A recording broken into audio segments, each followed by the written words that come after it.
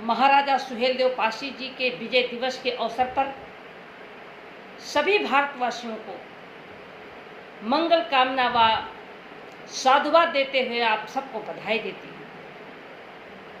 और मैं बताना चाहती हूँ कि बहराइच श्रावस्ती के राजा महाराजा सुहेलदेव पासी जी हुआ करते थे। अपने राज्य में अपने राज्य की सुरक्षा के लिए, अपने राज्य की जनता की सुरक्षा के लिए अपनी वीरता और व ताकत के बल पर उन्होंने विजय प्राप्त की थी। इतिहास गवाह है कि भारत में कैलाश पर्वत से कन्याकुमारी तक हमारे बहुजन मूल निवासी राजा हुआ करते थे। बहराइच श्रावस्ती के राजा महाराजा सुहेलदेव पासी, बाराबंकी के राजा गंगा बकस रावत पासी, सीतापुर के राजा छीता पासी, लखनऊ के राजा लाखन पासी, लखनऊ के राजा बिजली पासी, सातन पासी, डालदेव पासी, राजा कन्नौज पासी, दिल्ली के राजा रासू गुरु चमार, महाराजा शिवाजी, महाराजा आप सभी लोगों ने सुना होगा साहू जी महाराज, आला उदल, चंद्रगुप्त मौर्य, अशोक सम्राट,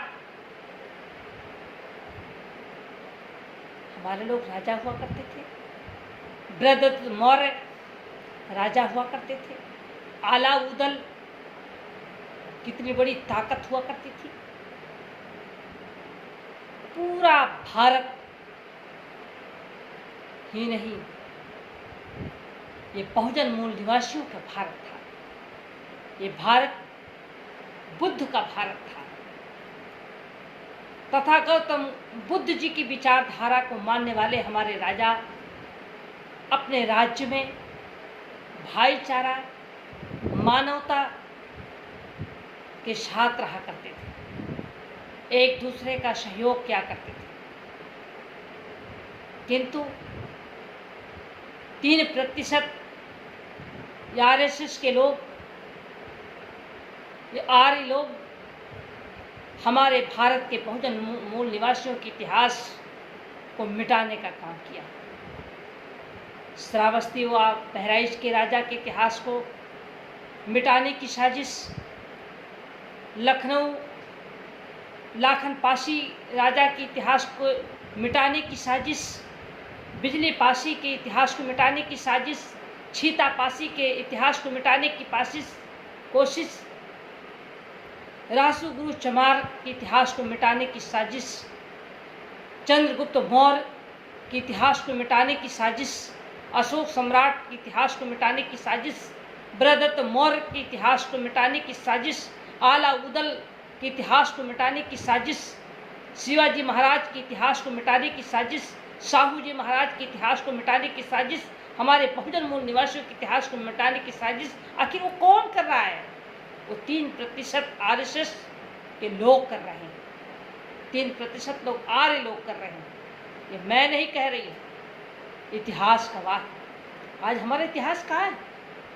आज हमारे राजा महाराजाओं का जिक्र नहीं किया जा रहा है, किताबों में जिक्र नहीं है।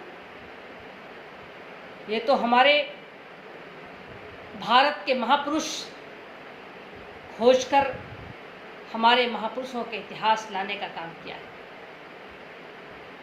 मानवर कांशीराम साहब आज हमारे बीच में नहीं है। मानवर कांशीराम साहब ने भारत में कितने बहुजन महापुरुष थे, कितने बहुजन महापुरुषों ने भारत के लिए लड़ाई लड़ी है, भारत के बहुजनों की लड़ाई लड़ी है। उन्होंने खोजने का काम किया, समाज के सामने बताने का काम किया। हमको तो जय भीम कहना भी नहीं जानती थी, जय भीम नहीं जानती थी। हमारे लोग जय भीम को लोग नहीं जानते थे। लेकिन भारत में मानवर कांशीराम साहब जैसे शख्स पैदा हुए जो पूरे भारत के बहुजन मूल निवासी और पूरे भारत के राजाओं का नाम उजागर करने का काम किया, उनके इतिहास को बचाने के लिए समाज को बताने का काम किया। आज वो हमारे बीच में नहीं है, आज हमारे लिए वो भी महापुरुष है।